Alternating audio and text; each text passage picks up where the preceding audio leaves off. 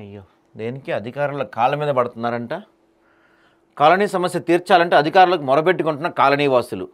GHMC అధికారులతో Chinmayi Marg lane colony సందర్శించిన ఉప కమిషనర్.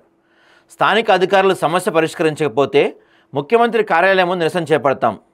చిన్మయి మార్గ్ కాలనీ వాసులు. ఏమైంది ప్రాబ్లం ఇక్కడ? ప్రజావాణి కార్యక్రమంలో గౌతమనగర్ డివిజన్ పరిధిలోని మిర్జాలగూడ చిన్మయి మార్గ్ లేన్ కాలనీ వాసులు పాల్గొని తమ కాలనీలో వర్షపు నీరు, మురుగునీరు వల్ల తమ జీవితాలు అస్తవ్యస్తం అవుతున్నాయని, వర్షం పడ్డప్పుడల్లా మురుగునీరు తమ ఇళ్లలోకి చేరి ఇంట్లోంచి బయట వాళ్ళు ఇంట్లో రాలేని పరిస్థితి ఏర్పడుతుందని, ఎన్నో సంవత్సరాలుగా తమ సమస్య ఎవరు పట్టించుకోవట్లేదని, తమ కాలనీలో రోడ్డు విస్తరణ చేసి పెద్ద బాక్స్ డ్రైన్ నిర్మిస్తే తప్ప కాలనీ పరిష్కారం తప్పదని కమిషనర్ జకియా సుల్తానాకు సమస్య మొరపెట్టుకొని తమ కాలనీకి స్వయంగా వచ్చి పరిశీలించాలని వినతిపత్రం ఇవ్వడంతో ఆయన మంగళవారం వచ్చారు. జకియా సుల్తాన్ టౌన్ ప్లానింగ్ అధికారులు, ఇంజనీరింగ్ అధికారులు, వివిధ జీహెచ్ఎంసీ శాఖకు చెందిన అధికారులతో స్వయంగా చిన్మయి మార్గ్ లేన్ సందర్శించి అక్కడ పరిస్థితులు క్షుణ్ణంగా పరిశీలించారు.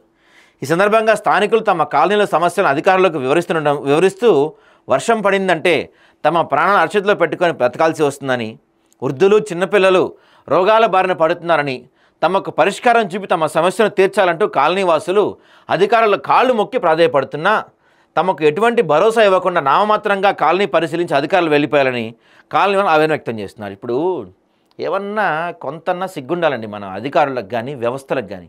వీళ్ళేమన్నా గొంతమ్మ కోరికలు అడుగుతున్నారా? పెద్ద అడుగుతున్నారా? వాళ్ళ ఇళ్లలోకి నీళ్ళు వస్తున్నాయి, జీవితమే కష్టమైపోతుంది, పిల్లల ప్రాణాలు పణంగా పెట్టి బతుకుతున్నాం అని చెప్పి కాళ్ళపై పడి మొక్కుకుంటున్నా, కాళ్ళపై పడి వేడుకుంటున్నా జస్ట్ వచ్చి పైపైన పరిశీలించి వెళ్ళిపోయారంట.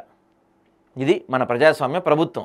కనీసం ఇక్కడ మనకి మిగతా స్వేచ్ఛ కాదు, బతికే స్వేచ్ఛ లేదు మనకి. ఫస్ట్ మన స్వేచ్ఛల్లో మనకి ఫండమెంటల్ రైట్స్లో మొదటి స్వేచ్ఛ మనకి జీవించే హక్కు.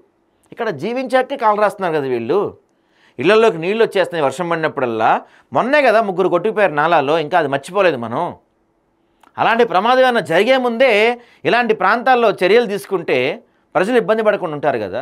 దీనికి కూడా మీ కాళ్ళ మీద పడిపోతున్నాడు అలా మిమ్మల్ని ఏమన్నా. ఇంత దారుణమా మరీను.